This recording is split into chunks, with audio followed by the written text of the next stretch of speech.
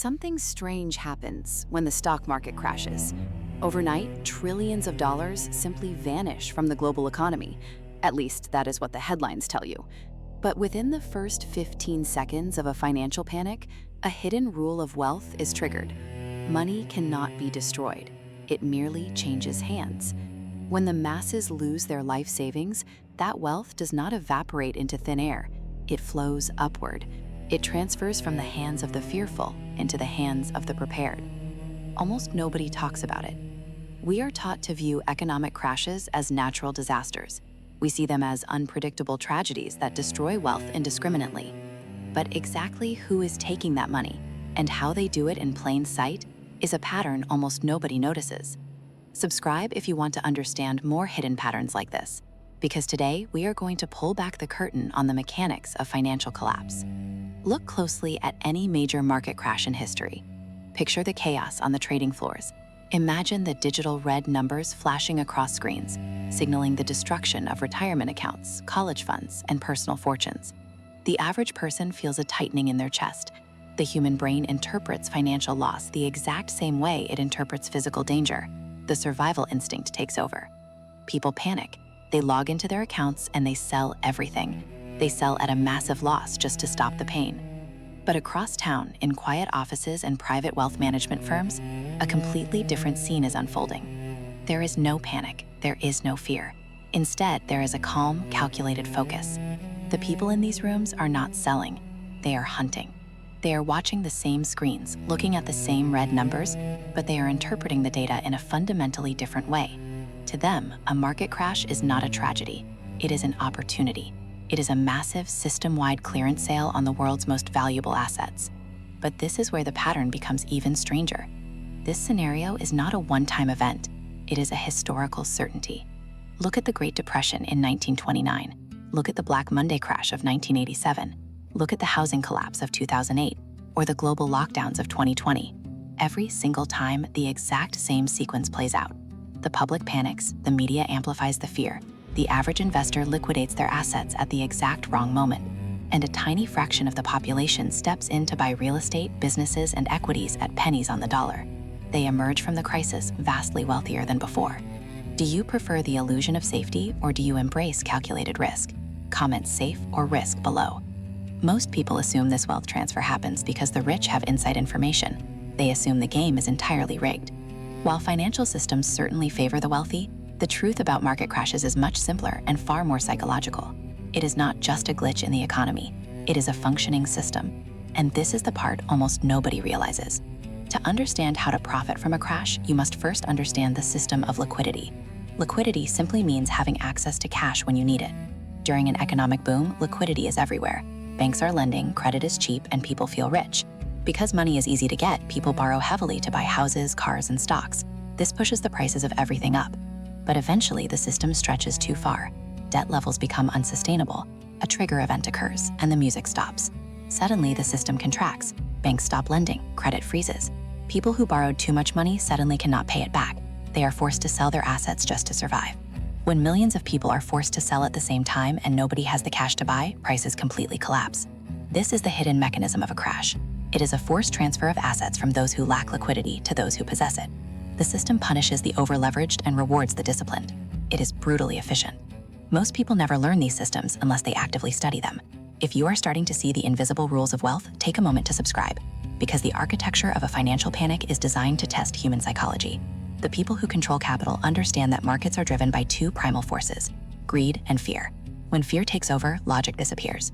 You can look at the underlying value of a business, see that it is highly profitable, and still watch its stock price top by 50% in a matter of weeks. The business has not changed, the psychology of the crowd has changed. But the real system hides one level deeper.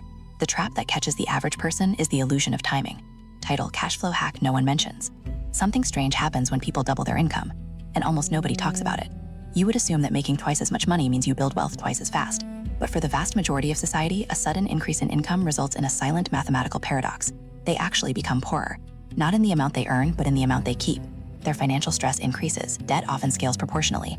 They feel trapped despite making more money than they ever have before. This is not a budgeting problem, and it is not a lack of discipline. It is a feature of an invisible system functioning right beneath our feet, a system designed to capture capital the moment it begins to flow. Subscribe if you want to understand more hidden patterns like this, because today we are looking at the architecture of money. To understand why intelligent, hardworking people remain trapped in a cycle of financial survival, you have to look beyond the concept of a salary. You have to look at how systems route energy. Imagine two people. They live in the same city, work in the same industry, and earn the exact same high income. Person A gets paid, pays their taxes, pays their mortgage, upgrades their car, buys better clothes, and puts a small fraction of what is left into a savings account. Person B gets paid, lives in a modest house, drives an older car, and funnels nearly all of their extra capital into cash-producing assets. In 10 years, Person A looks wealthy to society, but is one missed paycheck away from ruin. Person B looks completely average to society, but no longer needs to work. On the surface, this looks like a simple story of delayed gratification, but the real system hides one level deeper. Person A and Person B are not just making different choices, they are operating in entirely different psychological realities. Person A believes wealth is defined by the accumulation of objects. Person B understands that wealth is defined by the control of flow.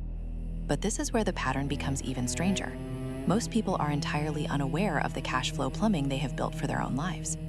There is an old economic principle known as Parkinson's Law. It states that work expands to fill the time available for its completion. But there is a financial corollary to this law that governs modern society. Expenses rise to meet income. When your income goes up, the invisible system around you applies psychological pressure. You are subtly encouraged by marketing, by peers, and by societal expectations to upgrade your lifestyle. You upgrade your phone, you upgrade your car, you upgrade your zip code. But these are not just upgrades. They are financial valves that you are attaching to your own cash flow pipeline. And every valve you attach drains a little bit more of your incoming capital out of your control and into the control of a corporation or a bank. You are actively building a system that funnels your energy away from you. And this is the part almost nobody realizes. The modern economy is not designed to help you keep your money. It is an extraction machine, optimized by thousands of highly intelligent engineers and marketers to reduce the friction of spending. Think about the world you interact with every day. Subscriptions auto-renew. Credit cards tap without a PIN. Buying a product online takes exactly one click. The system has aggressively removed the friction of spending money, while maximizing the friction of making it. You trade hours, days, and weeks of physical and mental energy for a paycheck. That is a high-friction environment. It is exhausting. But the moment that money hits your bank account, the friction drops to zero. It flows outward effortlessly. The system is designed to route your hard-earned capital back into the pockets of the very institutions that govern the economy. They do not want your savings. They want your cash flow. They want you to commit to monthly payments. They want you on a subscription model for your entertainment, your transportation, your housing, and your food. Because once they capture your cash flow, they capture your future time. Do you think success is mostly skill or mostly systems? Take a moment to think about that, because your answer dictates how you interact with the economy. Most people never learn these systems unless they actively study them. Subscribe to Hidden Secrets Archive to join the few who do. Now, let us look at the paradox from the other side of the mirror. Let us look at how the top 1% interact with this exact same system. The wealthy do not view money as a static object to be hoarded in a vault. They view money as a current. They call it currency for a reason. It must move. But they do not let it move back into the consumer economy. The cash flow hack that no one mentions is a concept known as the velocity of capital. The average person trades time for money, holds on to that money as long as possible, and slowly watches it bleed away to inflation and expenses. The wealthy do the exact opposite. They acquire capital and they immediately move it. They push it into assets, businesses, and systems that generate their own independent cash flow. They do not build pipelines that drain their wealth. They build toll bridges. Think about a toll bridge. It costs money and time to build up front. But once it's built across a busy river, the owner never has to work again. They simply stand at the gate and collect a fraction of the economic energy that passes over it. Real estate properties are toll bridges. Software companies are toll bridges. Dividend stocks are toll bridges. Intellectual property is a toll bridge. The wealthy do not hoard cash. They hoard toll bridges. This is where the illusion begins to break for most people. The middle class is terrified of losing their money, so they park it in a savings account where it slowly loses purchasing power. They believe they are playing it safe. But playing it safe never is the aim of all. Comment safe or risk below. Which one describes how you have treated your capital up until today? Because the misunderstanding that traps millions of people is the belief that saving money leads to wealth. Saving money was a viable strategy 50 years ago, when the financial architecture of the world was fundamentally different. Today, money is a depreciating asset. When you leave money sitting in a bank account, you are essentially holding onto a melting block of ice. The longer you hold it, the less of it you have. The system secretly penalizes savers through inflation, quietly rewards borrowers who use cheap debt to buy assets. Intelligent people fall into this trap every day. They go to school for years, get a high-paying degree, and try to save their way to financial freedom. But they are playing a game that ended decades ago. The system quietly reinforces its behavior. Banks celebrate when you open a savings account. Society praises you for being responsible. But behind closed doors, the bank takes the money you just deposited and immediately loans it out at a higher interest rate to someone building a toll bridge. The bank understands the velocity of capital. They refuse to let your money sit still even if you do. So how do people who understand this pattern behave differently? They stop asking, how much does this cost? Instead, they ask, how much cash flow does this redirect? When they receive a sudden increase in income, they do not upgrade their lifestyle. They freeze their living expenses exactly where they are. They take the gap between their new income and their old expenses, and they forcefully redirect it into the acquisition of assets. They endure a temporary phase of looking poor to society in order to guarantee they will never actually be poor again. They interpret risk entirely differently than the average person. The middle class views buying an asset as a risk. The wealthy view holding onto cash as a guaranteed loss. Comment, follow, or think below. Are you following the traditional path, or are you starting to think in system? People who understand this pattern allocate their time fundamentally differently. They do not spend their weekends consuming the subscription models built by corporations. They spend their time researching how to build their own systems. They study tax costs are laid, but to understand incentives the government is offering. The governments reward individuals who provide housing, jobs, and innovation. They punish individuals who merely consume and earn a W-2 wage. The system is not broken. It is functioning exactly as it was designed. It is simply functioning for the benefit of the architects, not the consumers. But the real system hides one level deeper still. And this is the final trap. Most people believe that if they just make a little bit more money, their problems will disappear. They tell themselves that when they get that next promotion, when they hit that six-figure mark, everything will change. The psychological trap is that your financial thermostat is already set. If your subconscious mind is programmed to spend every dollar that comes in, it doesn't matter if you make $50,000 or $5 million. You will unconsciously find a way to route that new money away from you. You will buy a bigger house you do not need. You will invest in a terrible business idea. You will suddenly develop incredibly expensive hobbies. Your mind will ensure that your external reality matches your internal financial thermostat. This is why lottery winners so often declare bankruptcy within 5 years. They were handed a massive reservoir of water, but they possessed zero plumbing to hold it. The water simply washed them away. To break free from this, you must rebuild your internal thermostat before the money arrives.